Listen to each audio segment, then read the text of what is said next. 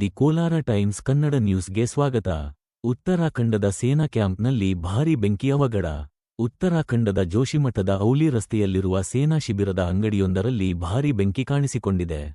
ದಟ್ಟವಾದ ಹೊಗೆಯನ್ನು ವಿಡಿಯೋದಲ್ಲಿ ಕಾಣಬಹುದು. ಅಗ್ನಿಶಾಮಕ ದಳ ತಕ್ಷಣ ಸ್ಥಳಕ್ಕೆ ಧಾವಿಸಿ ಬೆಂಕಿ ನಂದಿಸುವ ಕಾರ್ಯಾಚರಣೆ ಆರಂಭಿಸಿದೆ. ಬೆಂಕಿಗೆ ಕಾರಣ ತಿಳಿದುಬಂದಿಲ್ಲ. ಕಳೆದ ವರ್ಷ ಮೇ ತಿಂಗಳಲ್ಲಿ ಲೇಕ್ನ ಸೇನಾ ಶಿಬಿರದಲ್ಲೂ ಇಂತಹ ಘಟನೆ ನಡೆದಿತ್ತು.